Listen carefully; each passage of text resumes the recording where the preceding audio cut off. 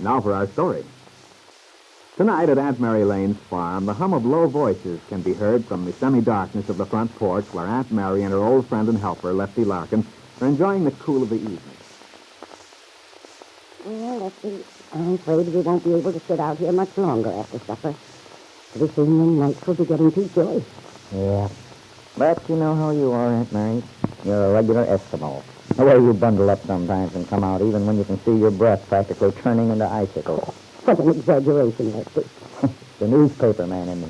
I should think it was. Anyway, I guess I'm as much of a fresh air fiend as you are. Mm-hmm. That's why Peggy always has such a struggle getting you into town to see a picture. Well, darn it, those places are always so stuffy. If they'd put air conditioning in it, the Bijou wouldn't mind. Anyway, I'd trade most of those Hollywood productions for a good book any day. I don't know, Lefty. I rather like to see a movie once in a while. Especially the musicals. All the young people singing, dancing. Well, Aunt Mary, looks as if you'll have a chance to see our own young people singing and dancing pretty soon when this fancy supper club thing of Belle Shipley's opens. And there was something in the paper tonight about it. Was there? I didn't see it. When does Lily plan to get it started, Lefty? This next weekend, apparently. You know what they've named it? No. The Supper Club? Well, that's what we've been calling it. But it does make a nice name. Friendly, intimate sounding. Yeah. All I say is I hope Wakefield will be friendly to it. Well, shouldn't they be? There's a real need for a place like that. A real need. I know you always thought so, Aunt Mary. But I just wonder if it'll get enough business from the local folks to make it pay. Why shouldn't it? Well, people around here aren't used to that sort of thing.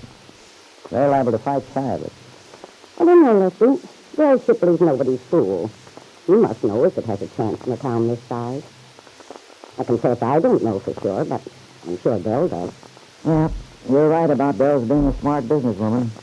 I guess she wouldn't sink her dough in anything like that if it didn't show some hope of paying off. Well, it isn't just that with Belle. She knows how I had my heart set on getting a place for the youngsters to go. She won't make any money on them. She only intends to charge them 75 cents a couple. And she's trying to make her profits on the grown-ups, huh? That's right. Although, to tell you the truth, I believe Belle will be satisfied just to make expenses. At least for the first 6 months or so. And I certainly hope she does. That must be Peggy and Bill. Mm-hmm. Good night, Bill. See you tomorrow. Peggy certainly sounds happy. Happier than she's been in a long time. Yeah. How are you, dear? Hello, dear. Did you have a nice time? Oh, wonderful, Aunt Mary. And I suppose the Bijou was as smelly as ever. Oh, Lefty, what a way to talk.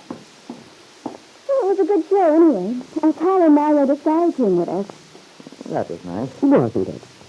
You four seem to be getting along fine. Mm-hmm. Mario's a very strange boy, though, Aunt Mary. What do you mean, dear? I know he can be very charming sometimes. Yes, but he's so moody. You never know what mood he's going to be in. Mood. I don't like moody people myself. Is Mario moody tonight, dear? Well, in a way. You know, when we had dinner there the other night, Mario was a lot of fun after the first few minutes. He was laughing and joking and having a great time. You could tell he's just crazy about Bill. I understand he's pretty crazy about his wife, too. Oh, he is. He just worships her. But what about tonight?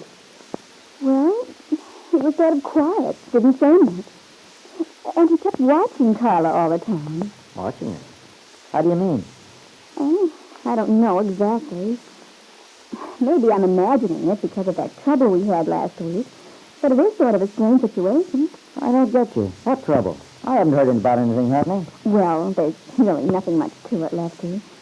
It's all so vague. But it seems as if there was a silly rumor going around about Bill and Carla Disguise. What? Of all the fool things, that's silly. Of course it's silly, Lefty. But Bill and I both heard it at separate times. And apparently Mario heard it, too. Well, of course you can't blame him for taking it more seriously than we did. Naturally, we knew there wasn't any truth in it. Small-town gossip. And if the Scary had any sense, he'd know there wasn't any truth to it, too. Well, he does now. It was just that one day that he acted so rude. The day Bill and I told him we were going to be married. Of course, we didn't know what to think. And then the next day, Carla came over to see Aunt Mary. Aunt Mary said she could tell that Carla was upset about something. Mm-hmm. And she finally came out with it. She was afraid Mario had hurt Bill's feelings. And Peggy, too. I don't wonder.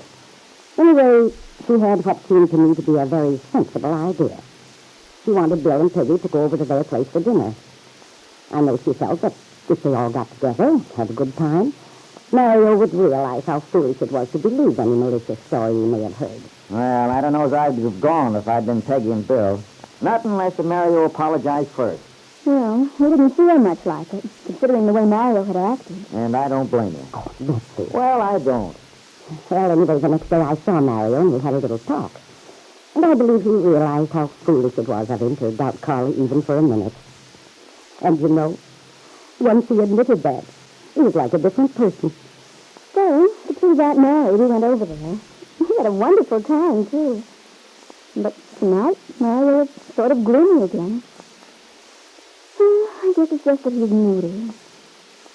They left right after the show, but Bill and I stopped in to get something to eat. Oh, which reminds me, we've got the plans for our house all drawn. You have, dear? Uh-huh. When did this happen? Tonight, we started drawing them on the tablecloth. The tablecloth. Mm-hmm. Well, that's what the artists are always doing in Paris, at least in books. Oh.